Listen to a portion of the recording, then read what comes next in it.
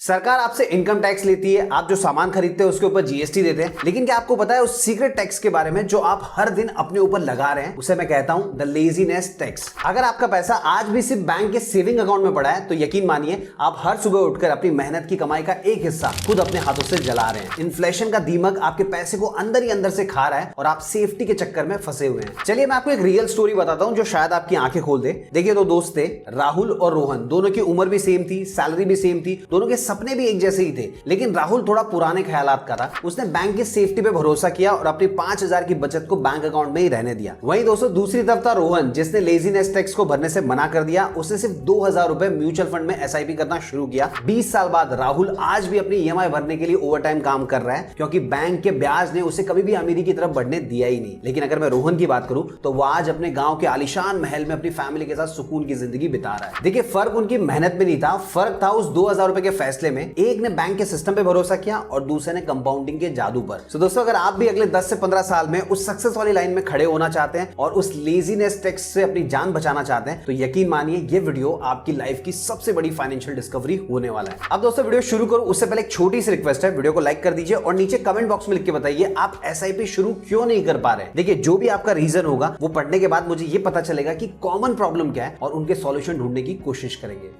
SIP यानी कि systematic investment plan. अब देखिए, कई सारे लोगों को लगता है कि एसआईपी कोई जगह है जहां पे पैसा जमा होता है। Answer is no. एसआईपी को आप सब्जी में डालने वाला मसाला समझिए, जिसे आप किसी भी सब्जी में डाल सकते हैं, जैसे म्यूचुअल फंड में, गोल्ड में, क्रिप्टो में, स्टॉक्स में। लेकिन ज्यादातर लोग एसआईपी को म्यूचुअल फंड के साथ ही जोड़कर देखते हैं। अब देखिए, एसआईपी आपके बैंक अकाउंट और अमीरी के बीच का वो पुल है जो हर महीने आपके खर्चों को संपत्ति यानी कि असेट्स में बदल देती है। अब देखिए, हमारा दिमाग भी बहुत अजीब होता है। मान लीजिए अगर मैं आपसे कहूं कि भाई 5 लाख रुपए का इन्वेस्टमेंट तू कर दे, तो आप में से कई सारे लोग कहेंगे भाई पागल हो गया, इतने पैसे मैं कहां से लाऊंगा। लेकिन अगर मैं आपसे कहूं कि भाई तू 100 रुपए से भी शुरुआत कर सकता है, रोजाना 100 रुपए का इन्वेस्टमेंट करना है, तो आप में से कई सारे लोग कहेंगे अरे इतना पैसा तो मैं रोजाना चाय, बिस्किट, सिगरेट ये सब में उड़ा देता हूं, इतना तो मैं इन्वेस्ट कर सकता हूं। दोस्तों, यही है एसआईपी की सबसे बड़ी ताकत, साइकोलॉजिकल एज। देखिए, हर कोई एक साथ बड़ा पैसा इन्वेस्ट नहीं कर सकता, इसलिए बड़े और डरावने टारगेट्स को ये छोटे छोटे टुकड़ों में तोड़ देती है। इसके अलावा कल करूंगा ये वाला जो आलस होता है इसको भी खत्म कर देती है, क्योंकि ये ऑटो पायलट पे काम करती है, आपको कुछ करने की जरूरत नहीं है। देखिए, एक बार अगर आपने एसआईपी सेट कर दिया तो उसके बाद में ऑटोमेटिकली हर महीने उतना पैसा आपके बैंक अकाउंट से कटते रहता है। आपको रेगुलरली मार्केट देखने की भी जरूरत नहीं पड़ेगी। जब आप सो रहे हैं, अपनी फैमिली के साथ कहीं पे घूमने गए या फिर ऑफिस में बॉस की डांट खा रहे हैं, तब भी एसआईपी चुपचाप आपके लिए काम करती रहती है। अब दोस्तों, एक सीक्रेट और सुन लीजिए जो कोई भी एजेंट आपको नहीं बताएगा। देखिए, बहुत सारे लोगों को लगता है कि मार्केट गिर गया तो मेरा पैसा डूब जाएगा। असलियत उल्टी है। एसआईपी करने वाले इंसान के लिए जब मार्केट गिरता है तो दिवाली की सेल होती है, मतलब सारी चीजें सस्ती मिलने लगती है। एग्जाम्पल से समझते हैं,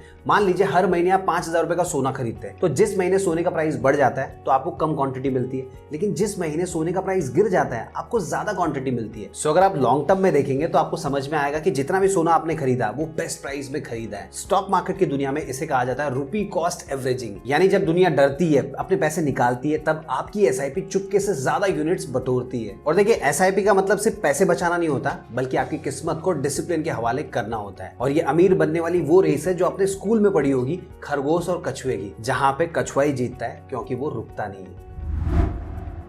एल्बर्ट आइंस्टाइन ने एक बार कहा था कंपाउंडिंग दुनिया का 8वां अजूबा है, लेकिन दुख की बात यह है कि हमारे स्कूल्स में इसके बारे में कुछ खास पढ़ाया नहीं जाता। अगर मैं सिंपल लैंग्वेज में कहूं कि कंपाउंडिंग क्या होता है तो आप यूं समझ लीजिए, आपके पैसे से बच्चे पैदा करवाना और फिर उन बच्चों से काम करवाना। देखिए, नॉर्मल इन्वेस्टमेंट में क्या होता है, आपको सिर्फ प्रिंसिपल अमाउंट के ऊपर रिटर्न मिलता है, लेकिन कंपाउंडिंग में आपको रिटर्न के ऊपर भी रिटर्न मिलता है। इसे समझने के लिए एक माइंड गेम खेलते हैं। मान लीजिए मैं आपको 2 ऑप्शन देता हूं। पहला, आज आपको 1 करोड़ रुपए मिलेगा। दूसरा, आपको रोजाना 1 पैसा दिया जाएगा जो हर दिन डबल होगा, 1 का 2, 2 का 4, 4 का 8 एंड सो ऑन। अब आप बताइए आप कौन सा ऑप्शन चूज करेंगे। देखिए, आप में से ज्यादातर लोग 1 करोड़ वाला ऑप्शन चूज करना चाहेंगे, क्योंकि 1-1 पैसे से क्या ही होने वाला है। लेकिन दोस्तों, अगर कोई भी 1 पैसे वाला ऑप्शन चूज करेगा तो 31वें दिन उसके पास 1 करोड़ रुपए नहीं बल्कि 1 करोड़ 7 लाख रुपए से ज्यादा होंगे। यह है कंपाउंडिंग की ताकत। शुरुआत में ये धीमी लगती है, इतनी धीमी कि आपको लगेगा कुछ हो ही नहीं रहा, लेकिन आखिर के कुछ सालों में ये रॉकेट बनकर उड़ने लगती है। देखिए, अक्सर लोग मुझे पूछते हैं रजनीकांत भाई सही टाइम क्या है शुरू करने का। मैं कहता हूं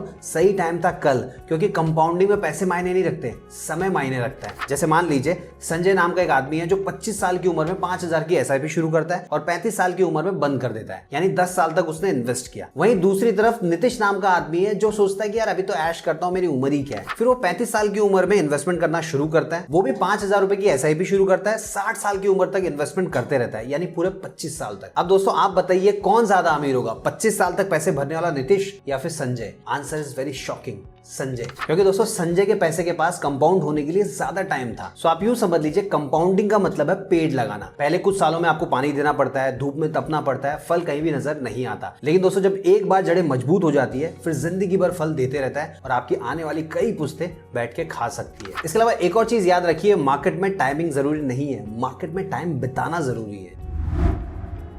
म्यूचुअल फंड की दुनिया में कदम रखते ही आपके सामने कई सारे ऑप्शंस आ जाते हैं, large cap, mid cap, small cap, index fund. एक बिगनर यही कंफ्यूज होकर हार मान लेता है। लेकिन दोस्तों मैं आपको रेस्टोरेंट की अलग अलग थालियों के एग्जांपल से समझाऊंगा, ताकि आपको किसी को पूछने की जरूरत ना पड़े कि पैसे कहां लगाऊं। आप अपनी भूख और जोखिम उठाने के हिसाब से डिसीजन ले सके। सबसे पहला लार्ज कैप फंड, इसको आप सेफ थाली कह सकते हैं। ये फंड्स वो होते हैं जो हमारे देश की 100 बड़ी कंपनियों में पैसे लगाते हैं। और दोस्तों ये वो कंपनियां होती है जो गिरेगी तो पूरा देश हिल जाएगा, जो कि पॉसिबल नहीं है, इसीलिए इनको सेफ समझा जाता है। अब सवाल उठता है ये किसके लिए सही है? सो देखिए, अगर आप ऐसे इंसान हैं जिसको रात को सुकून की नींद चाहिए, आप चाहते हैं कि आपका पैसा बैंक के एफडी से बेहतर बढ़े लेकिन ज्यादा रिस्क ना हो, तो यह आपके लिए दाल चावल जैसा सेफ हो सकता है। रिटर्न की बात करूं तो इसमें स्टेबल होता है, रातों रात पैसा डबल नहीं हो सकता। दूसरा होता है मिड कैप और स्मॉल कैप फंड। इसको आप स्पाइसी प्लेटर समझ सकते हैं। देखिए ये वो फंड होते हैं जो उभरती हुई कंपनियों में पैसे लगाते हैं, मतलब आज की छोटी कंपनी जो कल अमेज़न या गूगल जैसी बन सकती है। अब देखिए ये जो थाली होती है वो बहुत तीखी होती है। यहाँ पे आपका पैसा 20 से 30% गिर भी सकता है और 50% तक बढ़ भी सकता है। अब ये किसके लिए सही होगा? अगर आपकी उम्र कम है और आपके पास 10-15 साल का टाइम है तो आप अपनी इन्वेस्टमेंट का एक हिस्सा इसमें जरूर डालें, क्योंकि दोस्तों ये वही फंड्स हैं जो आपको रंक से राजा बनाने का दम रखते हैं। तीसरा इंडेक्स फंड, यानी कि नो नॉनसेंस डाइट। मान लीजिए आपको किसी फंड मैनेजर पे भरोसा नहीं है तो आप इंडेक्स फंड चूज कर सकते हैं। ये फंड निफ्टी 50 की जो टॉप 50 कंपनियां होती है उनकी नकल करते हैं। सो आप यूं समझ लीजिए, देश का शेयर मार्केट जैसा परफॉर्म करेगा, आपका जो पोर्टफोलियो होगा वो भी वैसे ही परफॉर्म करेगा। मतलब मार्केट गिर रहा है तो आपका पोर्टफोलियो भी गिरेगा, मार्केट बढ़ रहा है तो आपका पोर्टफोलियो भी बढ़ेगा। वैसे इसके अंदर एक्सपेंस रेशियो सबसे कम होता है। अब अगर आप जानना चाह रही है क्या होता है तो थोड़ी देर में आपको पता चलेगा। फिर दोस्तों आता है $1 मिलियन क्वेश्चन, भाई मैं कौन सा वाला लूं? सो देखिए, मैं आपको किसी भी फंड का नाम सजेस्ट नहीं कर सकता क्योंकि सेबी के रूल्स के हिसाब से ये सही नहीं है। लेकिन दोस्तों आप इन पैरामीटर्स के बेसिस पर किसी भी फंड को परख सकते हैं, जिससे आपको सही फंड चूज करने में मदद भी मिलेगी और आपका पैसा जो है वो फालतू वेस्ट भी नहीं होगा। सबसे पहला कंसिस्टेंसी। आप जिस फंड में पैसे लगाना चाह रहे हैं, क्या उसने पिछले 5 या 10 सालों में लगातार अच्छा परफॉर्म किया है, या फिर वो कोई ऐसा फंड है जिसने सिर्फ 1 साल में अपनी कलाबाजियां दिखाई है? सो देखिए, अगर कोई फंड लॉन्ग टर्म में अच्छा रिटर्न दे रहा है तो वो अच्छा ऑप्शन हो सकता है, लेकिन दोस्तों आंख बंद करके उसमें इन्वेस्ट नहीं करना है। आगे की चीजें भी आपको ध्यान रखनी है। सेकंड है एक्सपेंस रेशियो, यानी फंड मैनेजर की फीस। देखिए हर म्यूचुअल फंड को चलाने के लिए एक फंड मैनेजर होता है, उसकी जो भी फीस होती है वो आपकी जेब से ही जाती है, जिसे कहते हैं एक्सपेंस रेशियो। मान लीजिए आपने किसी फंड में इन्वेस्ट किया और उसके अंदर आपको 15% का रिटर्न मिला, और अगर उस फंड का एक्सपेंस रेशियो 2% है तो आपको सिर्फ 13% ही मिलेगा। सुनने में ये 2% बहुत ही छोटा लगता है, लेकिन दोस्तों 20 साल की एसआईपी में ये जो छोटा सा नंबर है उसके मुनाफे का 20 से 30 लाख रुपए कम कर सकता है। इसलिए हमेशा कोशिश करनी चाहिए कि एक्सपेंस रेशियो जो होता है वो 1% से कम होना चाहिए। तीसरा, डायरेक्ट वर्सेस रेगुलर। अगर आप किसी एजेंट के जरिए इन्वेस्ट कर रहे हैं तो आप समझ लीजिए आप रेगुलर प्लान में, जहां एजेंट का जो कमीशन होगा वो भी आपके रिटर्न से ही कटने वाला है। वहीं अगर आप खुद किसी ऐप से, जैसे ग्रो हो गया, अपस्टॉक हो गया, एंजल वन हो गया, और भी कई सारे ऐप्स हैं, इनसे इन्वेस्टमेंट करते हैं तो आप डायरेक्ट प्लान में इन्वेस्ट कर रहे हैं। अब देखिए, डायरेक्ट प्लान में इन्वेस्टमेंट करने का मतलब है हर साल कम से कम 1% का एक्स्ट्रा रिटर्न, जो लॉन्ग टर्म में जैकपॉट से कम नहीं होता। चौथा, एग्जिट लोड। क्या पैसा बीच में निकालने पे कोई पेनल्टी लगती है? ये चेक करना बहुत ज्यादा जरूरी है। अदरवाइज क्या होगा, जब इमरजेंसी में आपको पैसा चाहिए होगा तो अच्छा खासा नुकसान हो जाएगा। वैसे ज्यादातर फंड्स में अगर आप 1 साल के अंदर पैसा निकालते हैं तो आपको 1% एग्जिट लोड देना पड़ता है। सो ये नहीं होगा तो बेस्ट है, अगर होगा तो कम से कम होना चाहिए। सो दोस्तों, समझदार इन्वेस्टर वो नहीं है जो सिर्फ पैसा लगाता है, बल्कि वो है जो अपने पैसों पे होने वाले लीकेज को रोकता है, बिचौलियों को हटाकर खर्चों को समझकर अपनी वेल्थ को ज्यादा तेजी से बढ़ाता है। वैसे दोस्तों एक और चीज बोलना चाहूंगा, म्यूचुअल फंड कोई सट्टा नहीं है, ये एक प्रोफेशनल तरीका है देश की तरक्की में हिस्सेदार बनने का। सो आप अपनी उम्र और टारगेट, जैसे कि बच्चे की पढ़ाई करनी है, घर खरीदना है या जल्दी रिटायरमेंट लेना है, उसके हिसाब से अपनी थाली सजा सकते हैं। और हाँ, जैसे कि मैंने आपको कहा, सिर्फ म्यूचुअल फंड ही ऑप्शन नहीं है एसआईपी करने का, आप चाहें तो दूसरे ऑप्शंस भी ट्राई कर सकते हैं। अब कौन से उसके बारे में बात कर लेते हैं। सबसे पहला होता है स्टॉक एसआईपी, यानी कि डायरेक्टली इक्विटी में एसआईपी करना। देखिए म्यूचुअल फंड में फंड मैनेजर होता है जो डिसाइड करता है कि आपका पैसा कहां लगेगा, लेकिन अगर आप चाहते हैं कि आपका जो पैसा है वो आपकी पसंद की कंपनी में लगे तो आप स्टॉक में भी एसआईपी कर सकते हैं। अब अगर आपको करना है तो कैसे किया जा सकता है, चलिए उसके बारे में बात कर लेते हैं। सो देखिए, सबसे पहले आपको किसी भी डिस्काउंट ब्रोकर ऐप पे सेट करना होगा कि महीने की किसी भी 1 तारीख को, यानी कि 10 तारीख हो सकती है, 15 तारीख हो सकती है, 20 तारीख हो सकती है, उसमें XYZ कंपनी के शेयर की कितने यूनिट्स, मतलब 2, 3, 4 जितने भी आप चाहते हैं, ऑटोमेटिकली खरीद लिए जाए। यहाँ पे कोई भी एक्सपेंस रेशियो नहीं होता है, आप सीधे कंपनी के मुनाफे और डिविडेंड के हकदार होते हैं। दूसरा, गोल्ड एंड सिल्वर एसआईपी। देखिए, हम इंडियंस के लिए सोना सिर्फ इन्वेस्टमेंट नहीं, इमोशन होता है, लेकिन फिजिकल गोल्ड के साथ बहुत मगजमारी होती है। पहले तो उसको खरीदो, लॉकर में सेव करके रखो, उसकी शुद्धता की भी चिंता करो कि भाई सही है या नहीं है। तो सबसे स्मार्ट तरीका क्या होता है, आप डिजिटल गोल्ड या गोल्ड ईटीएफ्स में एसआईपी कर सकते हैं। हर महीने आप 500 रुपए से शुरुआत कर सकते हैं, चाहे तो 100 रुपए से भी शुरुआत कर सकते हैं। अब ऐसा करने से देखिए, एक तो सोने के जो बढ़ते दाम है उसका आपको फायदा मिलता है, साथ ही साथ में कोई भी मेकिंग चार्जेस आपको पे करने की जरूरत नहीं पड़ती। इसके अलावा सबसे इंपॉर्टेंट चीज, आपके पोर्टफोलियो को मार्केट की गिरावट के टाइम पे सेफ्टी भी मिलती है। तीसरा, ईटीएफ एसआईपी। ईटीएफ का फुल फॉर्म है एक्सचेंज ट्रेडेड फंड। ये म्यूचुअल फंड जैसे ही होता है, लेकिन इसे आप शेयर की तरह कभी भी बेच सकते हैं। इसका फायदा ये होता है कि इसका खर्चा यानी कि एक्सपेंस रेशियो सबसे कम होता है, कभी कभी तो 0.05% से भी नीचे होता है। अब मान लीजिए, अगर आपने निफ्टी 20 जैसे ईटीएफ में एसआईपी किया, तो आप बिना किसी मैनेजर को भारी फीस दिए हुए भारत की टॉप 50 कंपनीज के हिस्सेदार बन सकते हैं। अब एक चीज बोलना चाहूंगा, ये मेरा कोई रिकमेंडेशन नहीं है, ये सिर्फ मैंने आपको एग्जांपल के तौर पे बताया है। इसके अलावा दोस्तों, अगर आप चाहें तो क्रिप्टो में भी एसआईपी कर सकते हैं, वहां पे भी आपको ऑप्शन मिल जाता है, लेकिन क्रिप्टो बहुत ज्यादा रिस्की है और भारत सरकार को बहुत ज्यादा टैक्स भी देना पड़ता है। सो आपके पास मल्टीपल ऑप्शंस है, जो आपको सही लगे उसके साथ आप जा सकते हैं। इन्वेस्टमेंट की दुनिया में एक कहावत बहुत मशहूर है, रिस्क है तो इश्क है। लेकिन दोस्तों, असल में आम आदमी के लिए रिस्क कोई इश्क नहीं होता, बल्कि डर होता है। जब न्यूज चैनल पे लाल रंग में दिखता है कि ये शेयर्स गिर गए, ये शेयर्स गिर गए, तो अच्छे खासों के पसीने छूटने लगते हैं। लेकिन आपको घबराना नहीं है, आपको इन बातों का ध्यान रखना है ताकि आप डर से आजाद हो सके। सबसे पहला, मार्केट का क्रैश इज गोल्डन अपॉर्चुनिटी। ज्यादा लोग डरते हैं कि मार्केट गिर गया तो पैसे खत्म हो जाएंगे, लेकिन जैसे कि मैंने आपको बताया, एसआईपी करने वालों के लिए मार्केट गिरना वैसे ही है जैसे आपकी पसंद की दुकान में by one get one free कोई सेल लगी हो। जब मार्केट 20% गिरता है, तो आपकी वही 5,000 रुपए है जो आप एसआईपी में कर रहे हैं, उससे आप 20% ज्यादा यूनिट खरीद पाते हैं। और इतिहास गवाह है, जब भी बाजार गिरता है, रिकवरी उतनी शानदार होती है। बस शर्त एक है, आपको अपनी एसआईपी बंद नहीं करनी है। दूसरा, रेगुलेशन की दीवार है। देखिए, कई लोगों को लगता है कि म्यूचुअल फंड हमारा पैसा लेके भाग जाएंगे, लेकिन दोस्तों, भारत के अंदर सेबी के नियम इतने सख्त हैं कि जो फंड हाउस होते हैं वो आपका 1 रुपया भी इधर उधर नहीं कर सकते। तो आप बेफिक्र रहिए, आपका जो पैसा है किसी कंपनी की तिजोरी में नहीं है, बल्कि एक ट्रस्ट की तरह है। अगर म्यूचुअल फंड कंपनी बंद भी हो गई, तो आपका जो पैसा होगा दूसरी कंपनी को ट्रांसफर कर दिया जाएगा, और आपके जो यूनिट्स होते हैं वो आपके पैन कार्ड और फोलियो नंबर से सेफ होते हैं। तीसरा, हिडन रिस्क। देखिए, असली रिस्क है पूरे फंड को चूज करना या फिर बीच में ही छोड़ देना।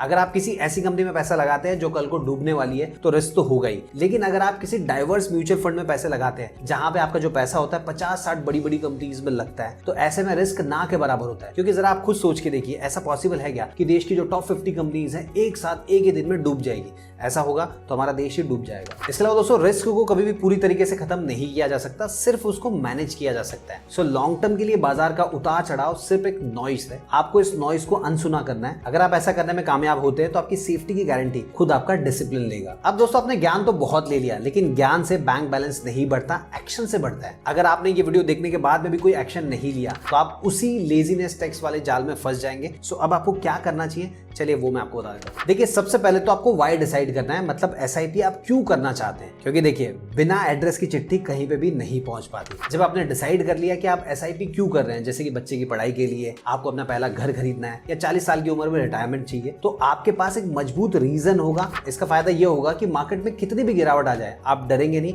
एसआईपी कंटिन्यू रखेंगे और लॉन्ग टर्म में आपको रिजल्ट मिलेगा। सेकंड स्टेप है बजट डिसाइड करना। देखिए, मेरा फॉर्मूला सिंपल सा है, आपकी जो भी मंथली इनकम है उसका एटलीस्ट 10% तो एसआईपी में आपको डालना ही चाहिए। जैसे मान लीजिए, अगर आपकी इनकम है 50,000 रुपया, तो 5,000 की एसआईपी आपको करनी चाहिए। लेकिन अब इस वीडियो को देखने वाले कई सारे लोग ऐसे हो सकते हैं जिनके खर्चे ही इतने हैं कि वो 5,000 रुपए अफोर्ड ना कर पाए, या फिर अपना 10% अफोर्ड ना कर पाए। तो आपको शुरुआत कम से कम 500 रुपए से करनी चाहिए। लेकिन दोस्तों, मैं आपको सजेस्ट करूंगा शुरुआत आप आज से ही कीजिए, क्योंकि इंतजार करना सबसे महंगी डील होने वाला है। थर्ड स्टेप आपको क्या करना है, सही प्लेटफॉर्म और डायरेक्ट प्लान को चूज करना होगा। देखिए, किसी एजेंट या बैंक मैनेजर के चक्कर में मत पड़िए, क्योंकि उनके चक्कर में जाएंगे तो रेगुलर प्लान आपको लेना पड़ेगा, जिसमें आपका जो रिटर्न होगा वो कम हो जाएगा। तो सीधा सा आपको क्या करना है, किसी भी म्यूचुअल फंड ऐप में जाना है, वहां से डायरेक्ट प्लान को चूज करना है ताकि एक्स्ट्रा मुनाफा आपकी जेब में जाए। चौथा स्टेप आपको लेना है, पोर्टफोलियो का बंटवारा करना है। देखिए, सारा पैसा एक ही जगह पे मत डालिए, आपको डिवाइड करना है। तो आप क्या कर सकते हैं, 70% पैसा जो है वो इंडेक्स फंड या फिर लार्ज कैप फंड में डाल सकते हैं, क्योंकि वहां पे आपको स्टेबिलिटी मिलेगी। इसके अलावा 30% पैसा आप मिड कैप और स्मॉल कैप फंड में डाल सकते हैं, वहां पे आपको अच्छी ग्रोथ मिलती है। तो इस कॉम्बिनेशन का अगर आप यूज करेंगे तो आपको सेफ्टी भी मिलेगी, साथ ही साथ में स्पीड भी। पांचवा स्टेप जो आपको लेना है, स्टेप अप एसआईपी। देखिए, अगर आपको जल्दी वेल्थ बिल्ड करनी है तो एक प्रो टिप मैं आपको देता हूं। हर साल जैसी आपकी सैलरी बढ़ जाए, एसआईपी का अमाउंट भी आपको एटलीस्ट 10 to 15% बढ़ाना चाहिए। जैसे मान लीजिए इस साल आप 5,000 रुपए की एसआईपी कर रहे हैं, तो अगले साल जब आपकी सैलरी बढ़ जाए तो कम से कम 5,500 या उससे बड़ा अमाउंट का एसआईपी आपको शुरू करना चाहिए। तो दोस्तों, ये जो छोटा सा बदलाव है वो आपके फाइनल कॉर्पस को करोड़ों रुपए से बढ़ा सकता है। आई होप दोस्तों आप समझ गए होंगे कि कैसे 2,000 या 5,000 का एक छोटा सा फैसला आपकी आने वाली पीढ़ी की तकदीर बदल के रख सकता है। वैसे दोस्तों, मैंने आपको इस वीडियो के अंदर लेजीनेस टैक्स से बचने का रास्ता भी दिखा दिया, कंपाउंडिंग का जादू क्या होता है वो भी आपको समझा दिया, साथ ही साथ में रिस्क को ढाल कैसे बनाना है ये भी आपको समझा दिया। लेकिन दोस्तों, एक चीज याद रखिए, ये वीडियो आपकी जिंदगी नहीं बदलेगा। आपकी जिंदगी बदलेगा वो कदम जो आप इस वीडियो के खत्म होने के बाद में अपने इन्वेस्टमेंट ऐप पे उठाने वाले हैं। सो दोस्तों, छोटा भाई या बड़ा भाई होने के नाते मेरा काम था आपको सही रास्ता दिखाना, अब उस पर चलना आपका काम है। अगर आपको ये वीडियो पसंद आया तो मैं रिक्वेस्ट करूंगा उन सभी दोस्तों और परिवार वालों के साथ शेयर कीजिए जिन्होंने एसआईपी करना शुरू नहीं किया और अपने इन्वेस्टमेंट की जर्नी की शुरुआत अभी तक की ही नहीं। इसके अलावा दोस्तों, अगर आप चाहते हैं मैं एक और वीडियो बनाऊं जिसके अंदर मैं आपको complete step by step process बताऊं